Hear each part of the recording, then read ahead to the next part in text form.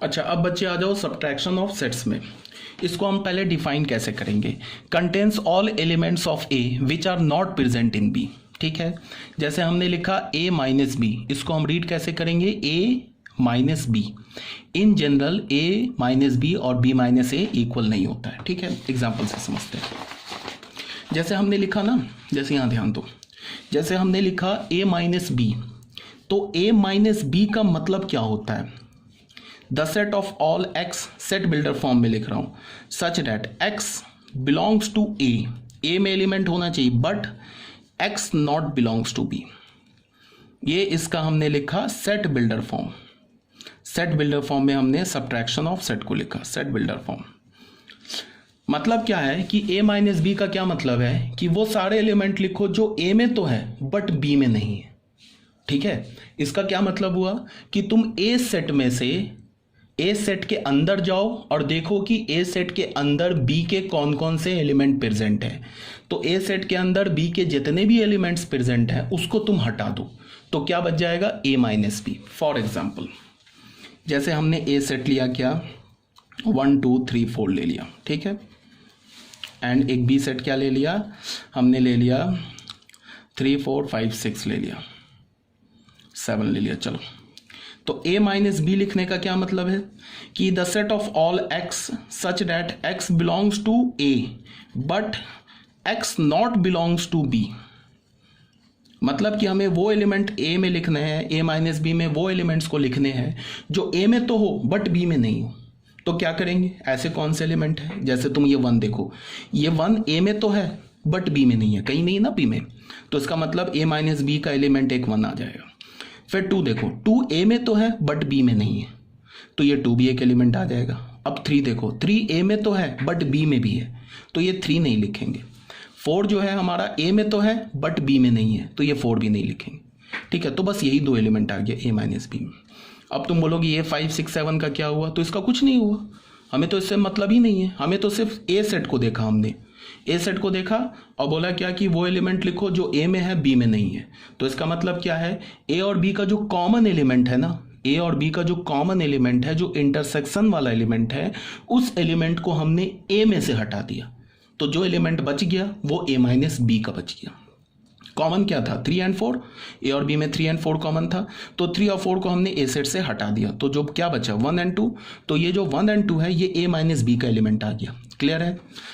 अब एक एग्जांपल और देख लो तुम, जैसे हमने अभी क्या लिया 1 2 3 4, एक सेट हमने क्या लिया, ए सेट लिया 1 2 3 4 एंड एक बी सेट क्या लिया हमने, बी सेट ले लिया 3 4 5 3 4 5 6 7। तो ए माइनस बी हमें क्या मिला, ए माइनस बी तो हमें मिल गया 1 2। अब अगर मैं b माइनस ए निकालूं तो b माइनस ए में क्या करना है, सेम डेफिनेशन लगाएंगे, वो सेट वो एलिमेंट्स लिखना है b माइनस ए में जो b में है a में नहीं है। तो क्या करेंगे, b सेट में जाएंगे और देखेंगे कि b सेट में कौन कौन सा एलिमेंट a का है, उसको हटा देंगे और जो बच जाएगा वो b माइनस ए का हो जाएगा। तो b में और a में कौन सा है, ये 3 और 4, ये एलिमेंट तो a में भी है, 4 भी एलिमेंट है, तो इसको हटा दिया, तो कौन सा बच गया 5 6 7, वो b माइनस ए का एलिमेंट हो गया। आगे बात समझ में। तो ये हमारा डेफिनेशन था b माइनस ए और a माइनस बी का। अब यहाँ तुम देखो a माइनस बी और b माइनस ए सेट इक्वल नहीं है। क्यों इक्वल नहीं है, बिकॉज सेट इक्वल कब होते हैं, जब उसमें नंबर ऑफ एलिमेंट सेम हो एंड एलिमेंट्स भी सेम हो। इसमें दो एलिमेंट्स है, इसमें 3 एलिमेंट्स है। अगर इसमें भी 1 और 2 लिखा होता तब जाके ये दोनों सेट सेम हो जाता। ठीक है, तो हम इक्वालिटी ऑफ सेट को इन डिटेल सेट थ्योरी जो जब सेट चैप्टर पढ़ेंगे तो उसमें पढ़ेंगे, बट अभी यहाँ तुम ऐसे समझ जाओ a minus B is not equal to b minus ए।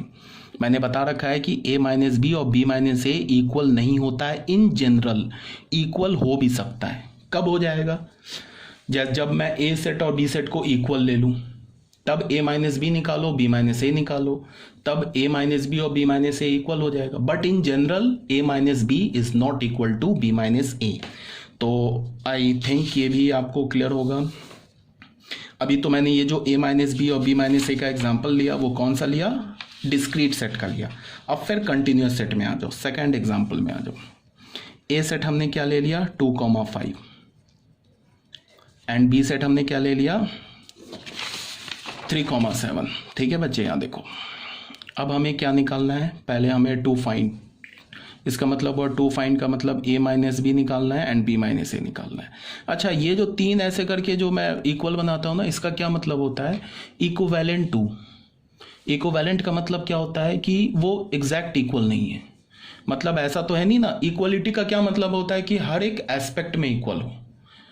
यहाँ पे तो क्या लिखा हुआ है t कॉमा एफ, ये a माइनस बी हमें फाइंड करना है, a माइनस बी ऐसे थोड़े ना तुम लिख सकते हो a minus B is equal to T comma F, ऐसे लिखोगे तो गलत हो जाएगा ना। ये तो इंग्लिश लिखा हुआ है, यहाँ डिफरेंस मैथमेटिक्स टर्म लिखा हुआ है। तो इक्वलिटी को नहीं, मतलब अपने स्टेटमेंट को 100% करेक्ट रखने के लिए हम लोग तीन ऐसे इक्वल का बना देते हैं। मतलब क्या है कि टू फाइंड ये इसके इक्विवेलेंट है, मतलब a माइनस बी निकालो। ठीक है, तो अब a माइनस बी निकालने के लिए हमें निकालना है, तो a माइनस बी कैसे निकालेंगे। फिर अभी तुम मतलब बिगनिंग स्टेज के लिए क्या कर लो, बाकी तो तुम ऐसे थोड़ा प्रैक्टिस कर लोगे तो ओरली निकाल लोगे, बट अभी टाइम बिंग तुम कैसे निकालो, ये नंबर लाइन पे निकालो। 2 लिखो, 3 लिखो, 5 लिखो, 7 लिखो। ठीक है बच्चे, 2 से लेके कहाँ तक जाना है इसमें, 5 तक। 5 पर ओपन है, 2 पर क्लोज है, और यहाँ से कहाँ जाना है, ये सेट हमारा ए हो गया। अब सेट बी लिखते हैं, सेट बी क्या हमारा 3 पर ओपन 7 पर क्लोज्ड, ऐसे लिख लिया, ये हमारा सेट बी हो गया। ठीक है, अब हमें करना क्या है, ए सेट में से ए और बी के कॉमन एलिमेंट को हटा देने। तो ये दिख रहा है कि ये जो बीच का एलिमेंट है ना, ये एलिमेंट ये तो कॉमन है, देखो ये ए में भी आ रहा है और ये बी में भी आ रहा है, तो इसको 3 और 5 के बीच के तो सारे एलिमेंट को हटाने। ठीक है, तो पता चल गया। अब 3 को हटाना है क्या, a माइनस बी के लिए क्या 3 को हटाना है, तो 3 को नहीं हटाना है। क्यों नहीं हटाना है, a 3 और 5 के बीच के तो सारे नंबर आ गए। ठीक है, सॉरी, अगर इंटरसेक्शन मैं लूँ तो चलो मैं लिखता हूँ ऐसे, देखो a माइनस बी लिखूँ, तो a माइनस बी में से कौन से हटाने एक एलिमेंट, जो ए में से कौन से एलिमेंट हटाने हैं, ए और बी के कॉमन एलिमेंट को। तो एक तो हमें साफ साफ दिख रहा है कि कॉमन एलिमेंट 3 से 5 के बीच का हर एक एलिमेंट है, तो इसको तो हटेगा। किससे हटेगा, ए सेट से हटेगा।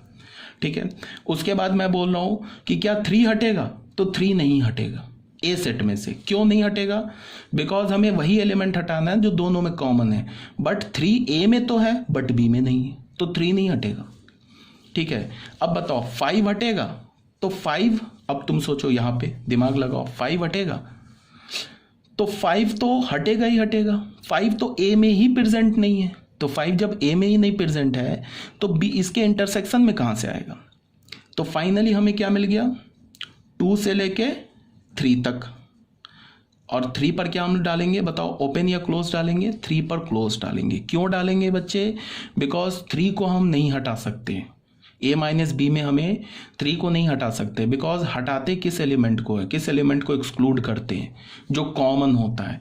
3 a और b का कॉमन नहीं है। क्यों नहीं कॉमन है, बिकॉज 3 b में है, a में नहीं है। ये कॉमन है ना, ये वाले 3 और 5 के बीच के सारे एलिमेंट कॉमन है, तो इसको हटा दिया हमने। 5 तो ऑलरेडी a में नहीं है, तो हटाने वाली तो कोई बात ही नहीं है। तो 5 b में है बट a में नहीं है, तो हमारा ये क्या आ गया, a minus B 2 to 3 close interval आ गया। ठीक है, ये मैंने समझा दिया। अब b माइनस ए पर आ जाओ, ये तो a माइनस बी लिखा, अब b माइनस ए पर आ जाओ। b माइनस ए में क्या करना है, b सेट में से a इंटरसेक्शन b को हटा देना है, तो b सेट आ जाओ, ये पूरा हो गया।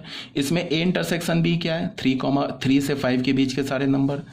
तो अब 5 हटेगा क्या, तो 5 नहीं हटेगा। क्यों, बिकॉज 5 तो a में ही प्रेजेंट नहीं है, तो इसके इंटरसेक्शन में तो प्रेजेंट होगा नहीं।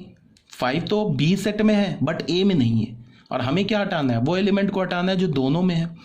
तो कहाँ से कहाँ तक होगा ये, 5 क्लोज से 7 क्लोज। तो यहाँ भी देख लो, यहाँ से हमें क्या मिला, a minus B is not equal to b minus A.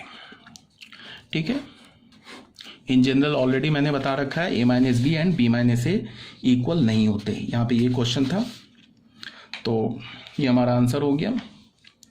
तो ये देख लेना, नोट में मैंने क्या बोला है, if A and B are equal sets then A minus B, A और बी अगर इक्वल सेट होगा then A minus B is equal to B minus A. But अगर हमें ए और बी के बारे में कोई इन्फॉर्मेशन गिवन नहीं है, हमने ए और बी को कोई दो जनरल सेट ले लिया, then A minus B is not equal to B minus A. किसी पर्टिकुलर केस में जब ए और बी इक्वल हो गया तो ये इक्वल, मतलब A minus B and B minus A equal हो सकता है। तो यहाँ तक क्लियर है।